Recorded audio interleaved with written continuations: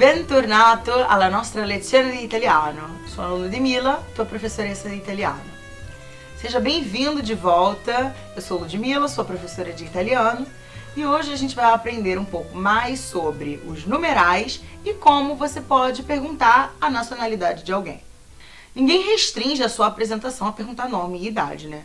A gente sempre pergunta de onde a pessoa vem, qual é a origem dela. Então, para complementar e enriquecer aquilo que você já aprendeu a fazer, que é se apresentar, hoje a gente vai aprender um pouco mais como você perguntar de onde aquela pessoa vem ou qual é a sua nacionalidade. A gente vai precisar usar dois verbos que são importantíssimos na hora de perguntar a origem de alguém. O verbo venire e o verbo essere. O essere a gente já viu e a gente já sabe que ele significa ser ou estar em português. Já o venire é o verbo vir no italiano. Então, vamos aprender aqui como são as três primeiras pessoas do verbo venire e recapitular as três primeiras do verbo essere.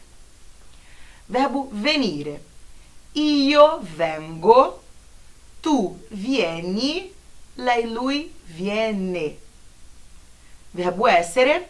Io sono, tu sei, lei, lui é. Assim como na apresentação, perguntar a nacionalidade também vai variar de registro formal para informal. Então, lembra sempre que em situações em que você tiver com uma pessoa com uma posição acima da sua, uma pessoa no seu ambiente de trabalho, pessoas mais velhas também, você sempre vai precisar usar o registro formal. E com pessoas da mesma idade, de repente você está numa classe, né, de aula, você não vai perguntar de uma maneira formal para a pessoa que está do seu lado. Imagina que você está numa sala de aula. A gente vai ver um exemplo mais ou menos parecido com isso, tá certo? Insegnante. Di dove sei, Megan? Megan. Io sono americana, di Portland. John. E lei, professore, di dov'è? Insegnante. Io sono italiano, di Roma. Como você pode observar nesse exemplo, aqui a gente está dentro de uma sala de aula, então quando o professor pergunta para o aluno, ele usa o informal, né? E obviamente a pessoa responde no io, e quando o aluno pergunta para o professor, ele usa o registro formal. Então, para usar o registro formal na hora de perguntar a nacionalidade de alguém, a gente vai usar o verbo essere, é, di dov'è, di dov'è.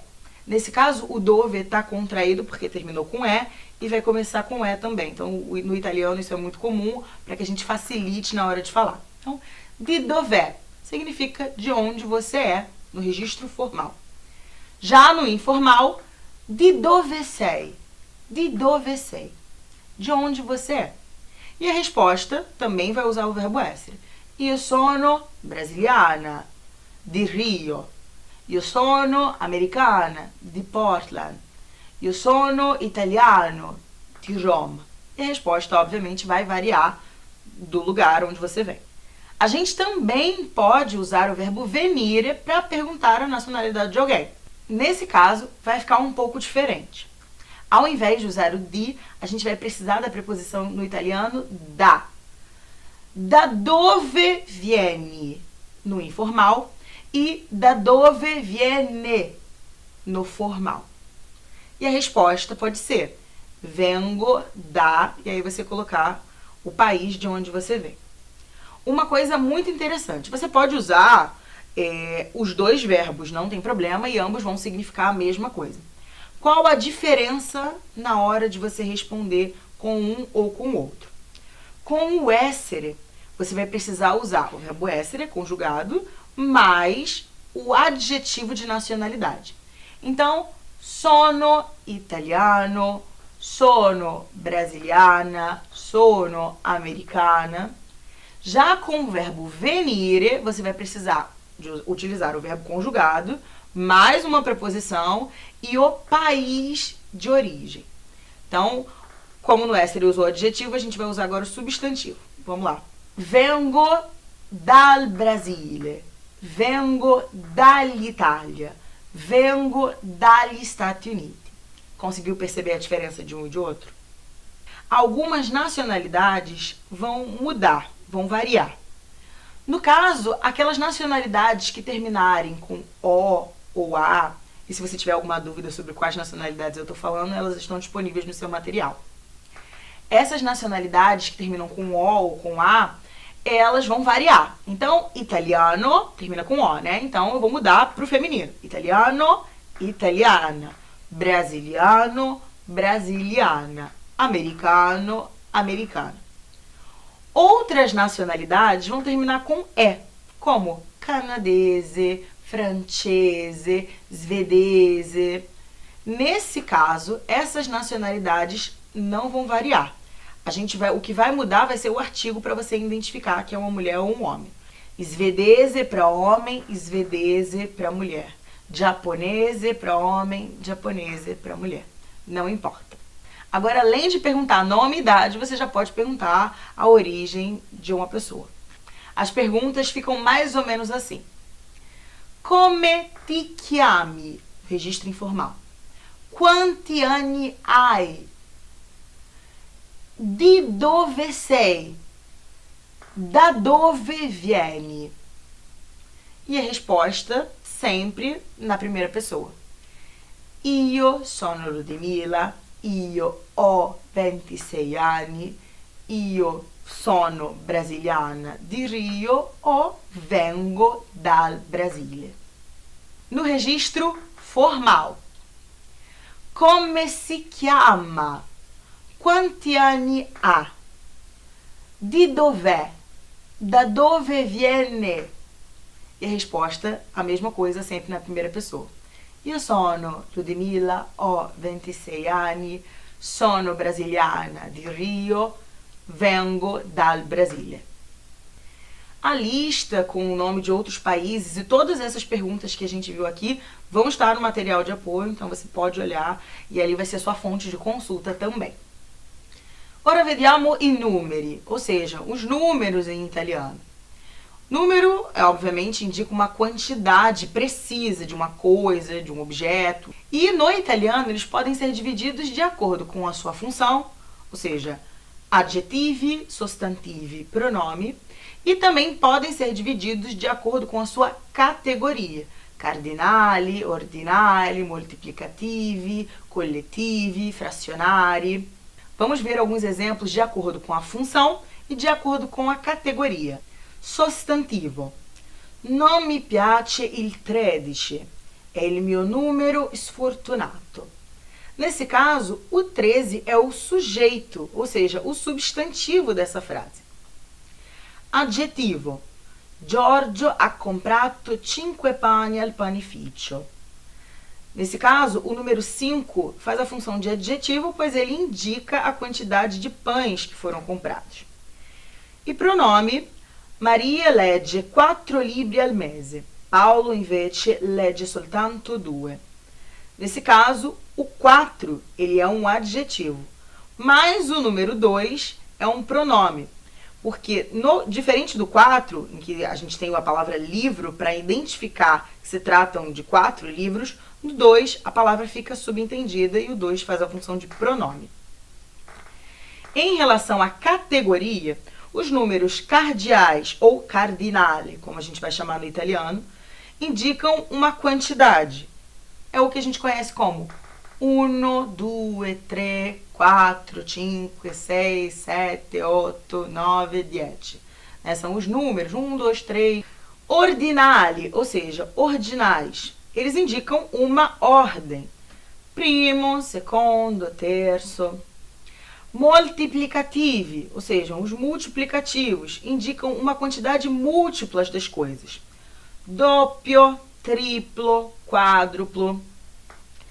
Distributivi, ou seja, distributivos, indicam uma quantidade de coisas que são distribuídas no espaço. 1 a 1, 2 a 2, 3 a 3.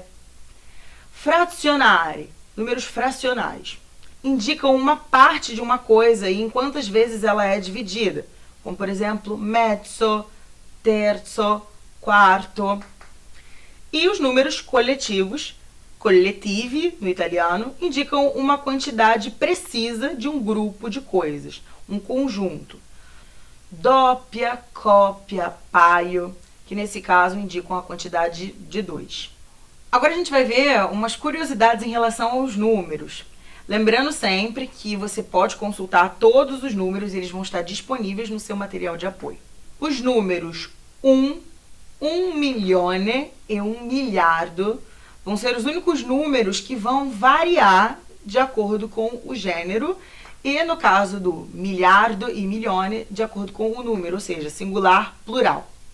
O uno vai seguir a regra do artigo.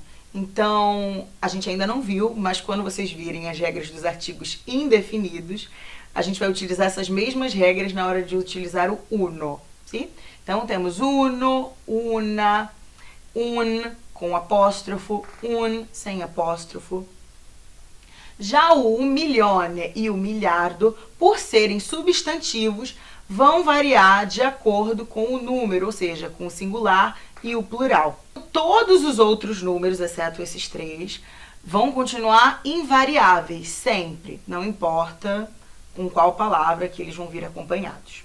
Uma outra coisa muito interessante em relação aos números no italiano é que quando a gente vai escrevê-los por extenso, eles se transformam em uma palavra só. Então, não importa se é um número gigante, ele vai ser sempre uma palavra. Então, pode ser uno, 4, ou 555.155, é uma palavra só.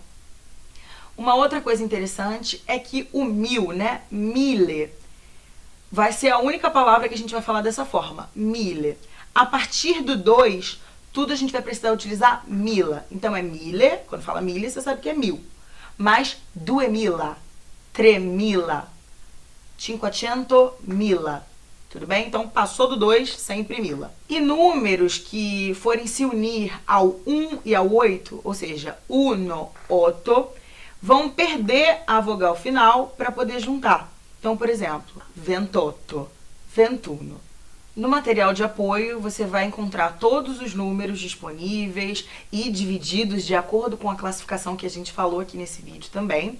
E aproveita para treinar bastante, façam os exercícios e eu espero você na nossa próxima aula. Terminamos a aula 2. Na página 10 da sua apostila, você vai encontrar todo o conteúdo visto no vídeo e os exercícios que vão te ajudar ainda mais a melhorar a sua compreensão sobre o conteúdo. Para o exercício número 1, você vai precisar acessar este link e ver o vídeo no YouTube. Com as informações do vídeo, você vai completar essa tabela à sua frente. Lembrando que a tradução e a transcrição do vídeo vão estar no seu guia prático do aluno. Osserva. Di dove sei, Megan? Sono americana, di Portland. E lei, professore? Di dov'è? Io sono italiano, di Roma. Esse pequeno trecho que nós acabamos de ler foi retirado também do diálogo do vídeo e a partir dele você vai poder completar o exercício número 2. Para o exercício número 3, na página 11, basta seguir o exemplo. Vengo dal Canada, sono canadese. Você vai precisar olhar as bandeiras e ao lado escrever a nacionalidade e o país de acordo com o exemplo. No exercício 4, assim como no 3, você também vai precisar observar o exemplo e, a partir dele, utilizar as informações que estão aqui e formar novas frases. Na página 12, no exercício 5, nós também temos um texto e abaixo você vai precisar responder se as informações são verdadeiras ou falsas a partir do conteúdo do texto. Megan, qual é il tuo numero di telefono? Non ho un numero fisso a casa. Hai un cellulare? Sì, il mio numero è 039 734 592. E il tuo? Il mio numero è 145 792435. Qual è il tuo indirizzo a Milano? Via Leopardi 12. E il tuo? Abiti vicino a me? Il mio indirizzo è via Dante Alighieri 31. È davvero vicino.